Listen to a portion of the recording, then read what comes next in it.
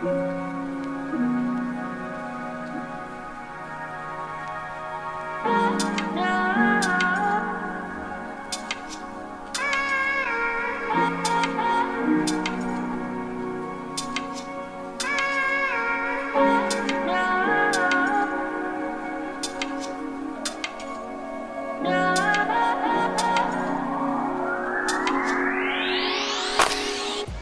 today, I'm going to talk about making your mark on the universe.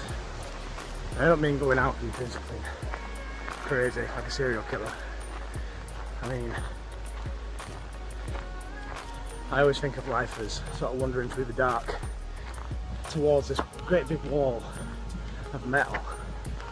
When you get to the end, based on how fast you're going, you hit your head on it and then leave a mark, you cease to be, and then other people who are walking towards it see it and go, bloody hell, that guy must be doing great, must have accomplished things to make that kind of mark.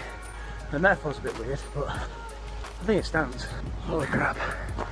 So that was that walk.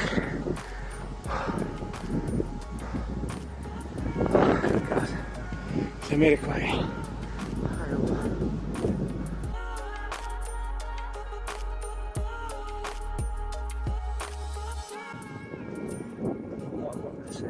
drowned out by the wind. You feel that straight away. The point of this one is to illustrate that your mark is subjective. It's not about what other people consider success or consider, you know, accomplishment. It's about what you consider accomplishment. I gave you that metaphor because that's my idea. I'm leaving a mark for somebody, but that doesn't mean that yours is going to be the same. It just means that's what I think. It's subjective. You need to decide sooner rather than later. You don't already know what mark you're going to try and leave. It goes down back to the failed plans thing. You've got to try. You just have to try. So you pick. Try and think about what mark you want to make. If you've already made it, then try and make it better. If you've got kids, then you know, try and make them the best people they can be. Give them head starts that you didn't have. I went to a family funeral with my grandma recently, and during the service, the funeral director or whoever does it said, sort of listed all the things that my grandma had done in her life, and I thought, what will people say about me?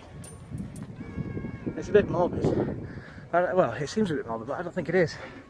So I think it's more important to understand that you have an end point, a sell-by date, a use-by date, and it's important to be who you want to be long enough to make other people notice. I'm glad the sun's running. Well, I say that now, it's come back out again. But the reason I'm up here is because I like to be literal with my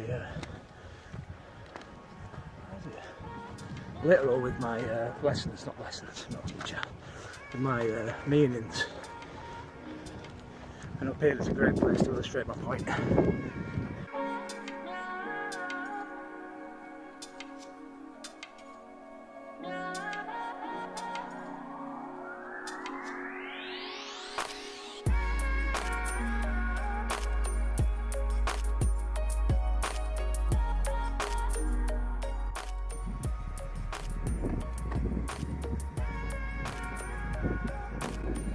It's going to be so much light in this shot.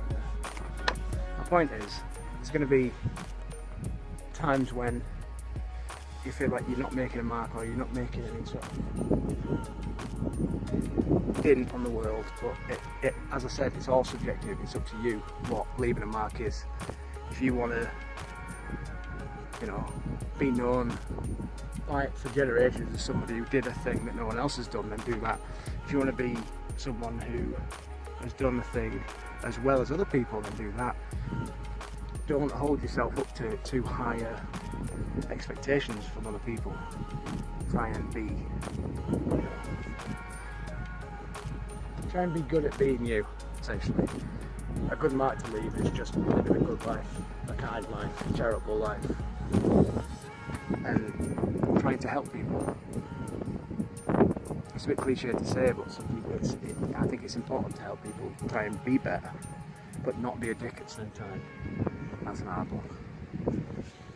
Trying not to be a douche is hard work, because the moment that you gain knowledge that not everyone has, especially with English people, especially there's an snobbery that comes with having information that no one else has.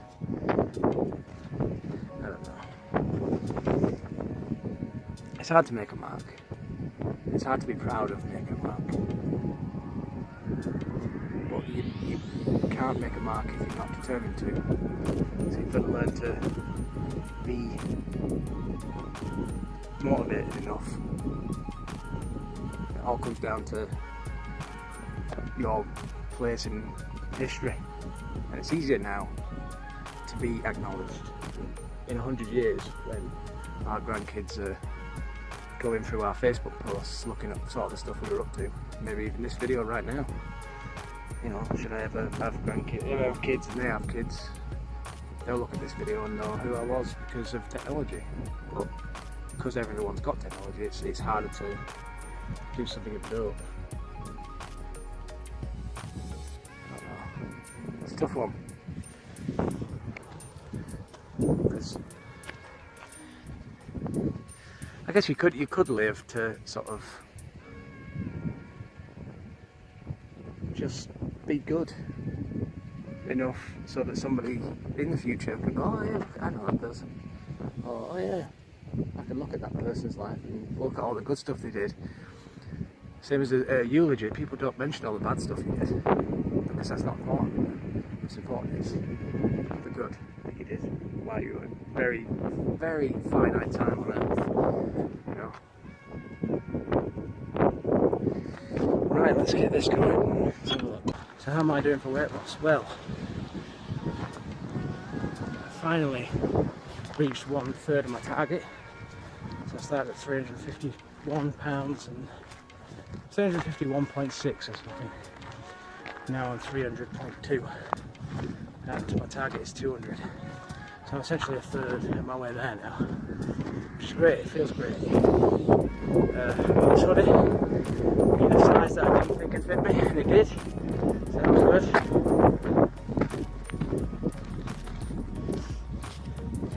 Just trying to stay active, because I can feel my lazy self calling. So I'll just do this. Like I really was debating whether to come for a walk today.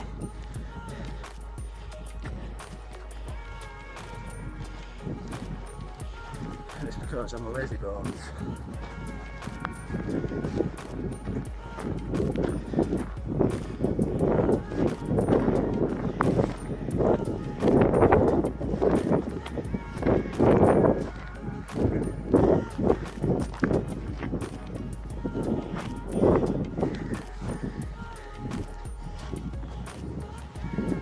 Day is Monday, so the day after this comes out, hopefully I'll be into my weight will start with a 2 for the first time in 6 years, which is going to be fantastic.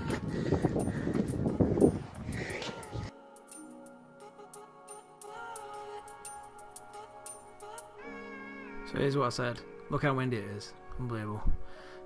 Basically I was explaining that this Orcan rock has been around since before the town has, obviously, and it's carved with initials like this, with squares of information where people have chiselled in their little messages, making their mark, even if it's somewhere out of the way, desperate to leave something of themselves behind long enough so that people like me can come up and wonder who they were, what they looked like, what they did, what their jobs were, what they were thinking when they carved these things in.